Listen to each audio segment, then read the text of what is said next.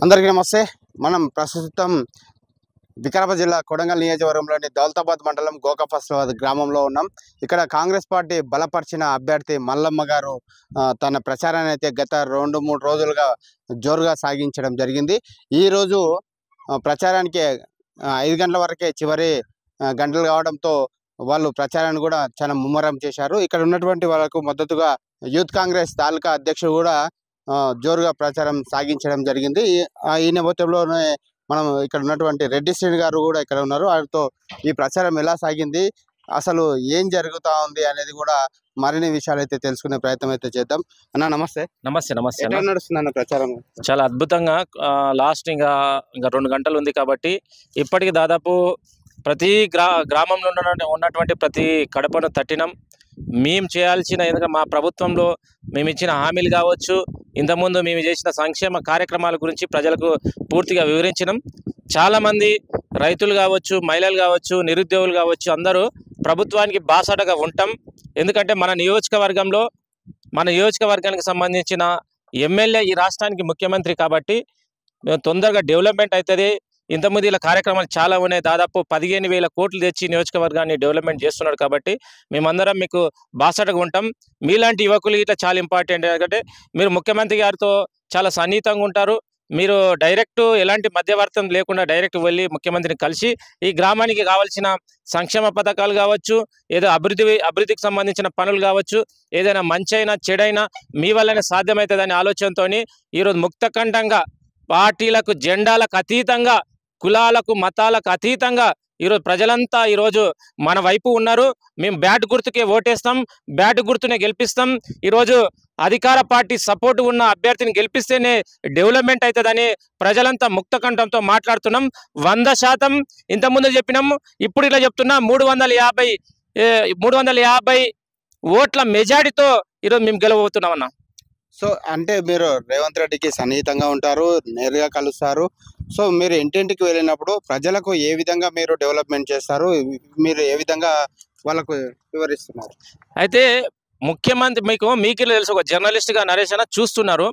ఒక ముఖ్యమంత్రిగా ఆయన వచ్చిన 2 ఏళ్లలో ఈ నియోజకవర్గానికి ఎన్ని తీసుకొచ్చిండు, ఎడ్యుకేషన్ సంబంధించిన మెడికల్ కాలేజ్ కాదు, ఇంజనీరింగ్ కాలేజ్ కాదు, మిగతా అనేక ఎడ్యుకేషన్ సంబంధించిన తీసుకుంటూ, అదేవిధంగా నారాయణపేట మరి కొడంగల్ లిఫ్ట్ పనులు ఆల్రెడీ వేగంగా నడుస్తున్నాయి. దానితో పాటు ఏదైతే ఇక్కడ నిరుద్యోగులను దృష్టిలో పెట్టుకొని అక్కడ అనేక దాదాపు అమెజాన్ కానీ, గూగుల్ లాంటి అనేక కంపెనీలు రావడం జరిగింది అక్కడ నిరుద్యోగులకు ఉద్యోగాల కల్పన విషయంలో. అదేవిధంగా రైల్వేకి సంబంధించిన ఏదంటే వికారాబాద్ కృష్ణ రైల్వే పనులు వేగంగా కొనసాగుతున్నాయి. అదేవిధంగా టేకులకోటలో, మీ మండలంలో ఉన్నటువంటి టేకులకోటలో సిమెంట్ ఫ్యాక్టరీ సంబంధించిన పనులు ఇట్లా ప్రారంభించడం జరుగుతుంది. కాబట్టి ముఖ్యంగా మేము కాంగ్రెస్ పార్టీ తరఫున మేము ఇక్కడ మా గోకాఫాస్లో ప్రధానంగా కొన్ని సమస్యలు ఉన్నాయి, వాస్తవంగా ఒప్పుకోవాల్సిన సందర్భం. ఎందుకంటే డ్రైనేజీ సిస్టమ్ కరెక్ట్ లేదు, అదేవిధంగా విద్యుత్ స్తంభాల నిర్వహణ కరెక్ట్ లేదు, అదేవిధంగా తాగునీరుకు సంబంధించిన ఇబ్బందులు ఉన్నాయి. ఇంతకుముందు ఉన్న వ్యక్తులు వారికి తోచిన సాయం వాళ్ళు చేసిండ్రు. ఎందుకంటే అప్పుడు మా ప్రభుత్వం లేదు. మేము ప్రతిపక్షం నుండి మాకు సాధ్యమైనంత వరకు ఉడత భక్తిగా సాయం చేసినాము. కానీ ఇప్పుడు ఖచ్చితంగా ప్రభుత్వంలో మేమే ఉండం. మా దగ్గరికే అధికారం వస్తే 100% ఈరోజు మా గ్రామంలో ఉన్నటువంటి సీసీ రోడ్ల నిర్మాణం కావచ్చు, డ్రైనేజ్ వ్యవస్థ కావచ్చు, ఈరోజు ఏదైతే వృద్ధాప్య పెన్షన్ కావచ్చు, అదేవిధంగా ఏదైతే చిన్న సమస్యలు ఏమున్నాయో ఆ సమస్యలను మొత్తం 24 గంటలే పరిష్కారం చేసే సత్తా ఈరోజు కాంగ్రెస్ పార్టీ అభ్యర్థికి ఉంది. దాన్ని మేము నెరవేరుస్తాం. ప్రజలు ఇట్లా విశ్వసిస్తున్నారు. ఇప్పుడు బీజేపీ వాళ్ళకి పోటీ చేసిండ్రు, అదేవిధంగా ఇంకో ఆయన ఇండిపెండెంట్గా పోటీ చేసిండ్రు. వాళ్ళు కనీసం ఒక ఆయన ఊరికి పరిచయం లేదు, ఇంకో ఆయన కేరికి పరిచయం లేదు. వాళ్ళని గెలిపిస్తే అదేంటంటే మళ్ళీ ఆ ఓటు బురదలు వేసినట్లయితుంది. కాబట్టి నిన్నే గెలిపిస్తే మా గ్రామం డెవలప్మెంట్ జరుగుతుంది, మా పిల్లల భవిష్యత్తు బాగుంటుంది, ముఖ్యమంత్రి గారితో దగ్గర సంబంధాలు ఉన్నాయి కాబట్టి మీరు ఏమైనా పని చేస్తారనే ఆశ వాళ్ళే. మేము ఇంటి దగ్గరికి వస్తే వాళ్ళే మాట్లాడుతున్నారు, మీరు వెళ్ళండి బాబు, ఖచ్చితంగా మీకే చేస్తాం, మాకేమైనా సమస్యలు ఉన్నప్పుడు మీ దగ్గరికి వస్తాం, మీరు చేయాల్సిందే, మీరు చేస్తారని విశ్వాసం ఉందని ప్రజలంతా ముక్తకంఠంగా మాట్లాడుతున్నారు. సో అంటే ఇప్పుడు ఈయన విద్యార్థి దశ నుంచి విద్యార్థుల సమస్యలు ఏవైనా ఉంటే కూడా రోడ్లపైకి వచ్చి ధర్నాలు చేయడము, విద్యార్థుల సమస్యలు పరిష్కరించడము, గ్రామంలో సమస్యలు ఏవైనా ఉంటే కూడా ముందుగా రెడ్డిసీనే ముందు ఉండి కొట్లాడడం జరుగుతుంది. ఈ ఒక్క గ్రామానికి కాదు, కొడంగల్ నియోజకవర్గంలో కానీ, రాష్ట్ర వ్యాప్తంగా కానీ, ఎక్కడ ఉస్మానియా యూనివర్సిటీలో కానీ ఎక్కడ సమస్య ఉన్నా అక్కడ రెడ్డి సీను తప్పకుండా ఉంటాడు, సమస్యలపైన పోరాటం చేస్తాడు, దాన్ని పరిష్కరించే దిశగా ఆయన ముందుకెళ్తా ఉంటాడు. సో ఇప్పుడు వీళ్ళే సొంత గ్రామంలో సర్పంచ్గా పోటీ చేస్తూ ఉన్నాడు. సో సమస్యలను పరిష్కరించే దిశగా కూడా ముందుకెళ్తా ఉన్నాడు. ఈ నేపథ్యంలోనే వారు ఈ గ్రామ ప్రజలకు ఏం సందేశం ఇవ్వాలన్నాడు, ఎన్నికలలో ప్రచారంలో తాను గెలిస్తే సర్పంచ్గా గెలిస్తే ఎలాంటి అభివృద్ధి చేస్తాడు అనేది కూడా, మీరు ఎలాంటి అభివృద్ధి చేస్తారు? అయితే నరేష్ అన్న కరెక్ట్ క్వశ్చన్, మీరు మంచి క్వశ్చన్ వేసినారు. నా దగ్గర ఏ పవర్ లేకున్నా ఇట్లా మీకు అందరికి తెలుసు, ఏదైతే తిరుమలయ గుట్ట మీద ఇప్పుడు గురుకుల బిల్డింగ్ నిర్మాణం జరుగుతుంది, గురుకుల పాఠశాల నిర్మాణం జరుగుతుంది. దానికోసం మొట్టమొదటిసారి కొట్లాడి అది వేరే ప్రాంతానికి పోయింది.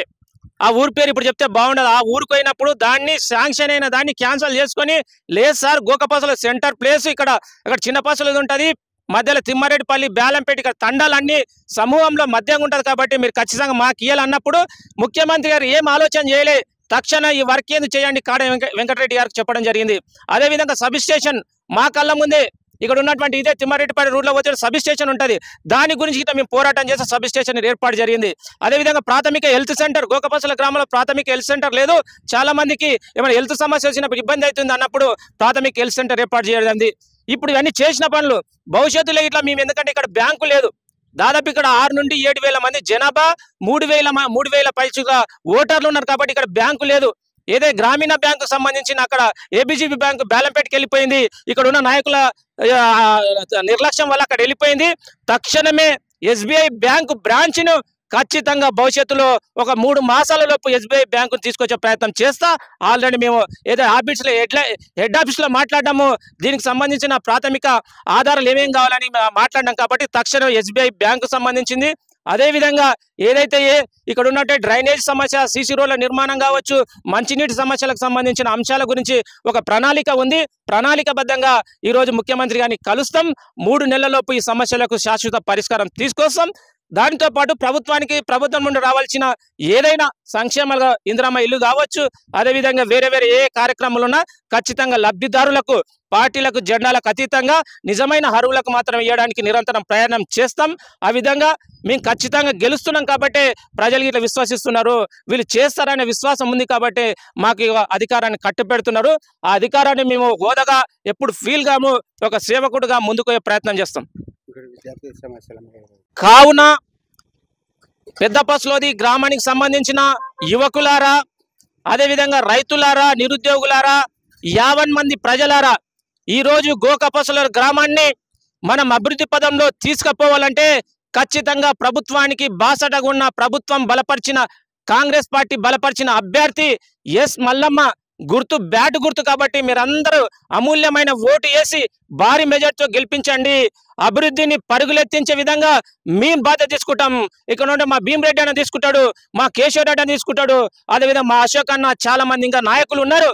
వాళ్ళ నాయకుల సమక్షంలో సమిష్టిగా మేము నిర్ణయాలు తీసుకుంటాము. మీరు ఇచ్చిన బాధ్యతను ఎక్కడ అహంకారంగా ఫీల్ కాకుండా మేమందరము గొప్పగా పనిచేసి మన గ్రామానికి, ఈ రాష్ట్ర ప్రభుత్వానికి మంచి పేరు చేసే ప్రయత్నం చేస్తాం. కాబట్టి యువకులారా ఆలోచన చేయండి. మీ ఆలోచన అనేది మీ ఇంటిని ప్రభావితం చేస్తుంది, మన గ్రామాన్ని ప్రభావితం చేస్తుంది, ఈ దేశానికి ఇట్లా ప్రభావితం చేస్తుంది. కాబట్టి మీ అమూల్యమైన ఓటు మన యొక్క బ్యాట్ గుర్తు మీద ఓటేసి ఈరోజు గ్రామానికి అభివృద్ధి పదాలు నడిపే విధంగా మీ వంతు సాయం చేయాల్సిన విజ్ఞప్తి చేస్తూ మీకు అందరికీ ప్రత్యేక ధన్యవాదాలు. దానితో పాటు ఇక్కడ జూనియర్ కళాశాల కావాలని గత 10 ఏళ్లకెళ్ళి కొట్లాట. దౌలతాబాద్లో ప్రభుత్వ జూనియర్ కళాశాల కావాలే, ఇక్కడ పిల్లలు ఇంటర్మీడియట్ తర్వాత ఎక్కడో దూరం వెళ్ళి చదువుకోవాల్సిన పరిస్థితి ఉండే. కాబట్టి నేను స్వయంగా కొట్లాడితే ఈరోజు జూనియర్ కళాశాల వచ్చింది, ఇక్కడ క్లాసెస్ స్టార్ట్ అయినాయి. ఈ విధంగా 1 కాదు 2 కాదు అన్న, చాలా విషయాల పట్ల ఇక్కడ మా గోకపసల గ్రామం మండలానికి అన్ని అర్హతలు ఉన్నాయి. మండలం తక్షణం చేయాలని ఇట్లా కొట్లాడడం.